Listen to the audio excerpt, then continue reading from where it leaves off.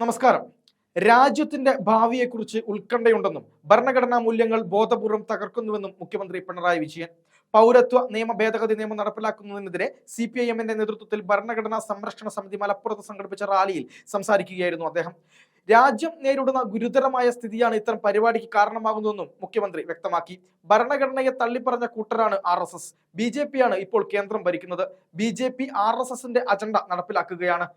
RSSന്റെ അജണ്ട നേരത്തെ തീരുമാനിച്ചതാണെന്നും RSSന്റെ ആശയത്തിന് ആർഷഭാരത സംസ്കാരവുമായി ഒരു ബന്ധവുമില്ലെന്നും മുഖ്യമന്ത്രി വ്യക്തമാക്കി. ഹിറ്റ്ലറുടെ ആശയമാണ് RSS ഇവിടെ നടപ്പിലാക്കുന്നത്. RSS ഇവിടെയുള്ള ന്യൂനപക്ഷത്തെ ലക്ഷ്യമിടുകയാണ്. ജർമ്മനിയിൽ ഹിറ്റ്ലർ നടപ്പിലാക്കിയതാണെന്നും മുഖ്യമന്ത്രി വ്യക്തമാക്കി. നാസികൾ ജൂതരെ ലക്ഷ്യമിട്ടതുപോലെ RSS മുസ്ലിങ്ങളെയാണ് ലക്ഷ്യമിടുന്നത്. വാജ്പേയി സർക്കാരിന്റെ കാലത്താണ് ഇതിന് തുടക്കമിട്ടത്. അനധികൃതമായ കുടിയേറ്റക്കാർ എന്ന് അന്ന് തന്നെ ഇവരെ പറ്റി പറഞ്ഞു.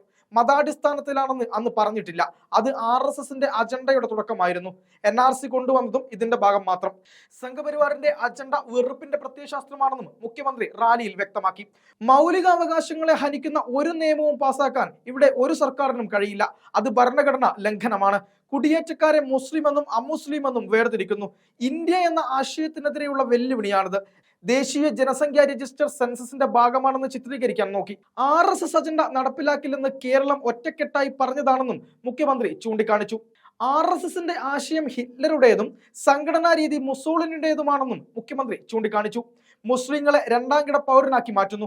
മുസ്ലിങ്ങളെ നിഷ്കാസനം ചെയ്യേണ്ട വിഭാഗമായി സംഘപരിവാർ കാണുകയാണ്.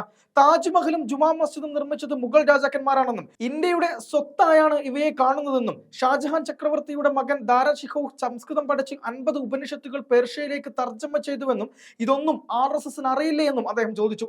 ഭാരത് മാതാ കി ജയ് മുദ്രാവാക്യം ഉണ്ടാക്കിയത് അസീമുള്ള ഖാനാണ്. സംഘപരിവാറുകാർ ഈ ചരിത്രം തിരിച്ചറിയണമെന്നും മുഖ്യമന്ത്രി ഓർമ്മപ്പെടുത്തി. പൗരത്വ വിഷയത്തിൽ കോൺഗ്രസ് വ്യത്യസ്ത സമീപനം സ്വീകരിക്കുന്നുവെന്നും മുഖ്യമന്ത്രി കുറ്റപ്പെടുത്തിയിട്ടുണ്ട്. കോൺഗ്രസിന് ഈ വിഷയത്തിൽ ആത്മാർത്ഥമായ നിലപാടില്ല. ഇതിന്റെ ഭാഗമായാണ് KPCC പ്രസിഡന്റിന്റെ ചുമതലയുള്ള വ്യക്തി നിയമസഭാ പ്രമേയത്തെ തള്ളിപ്പറഞ്ഞത്.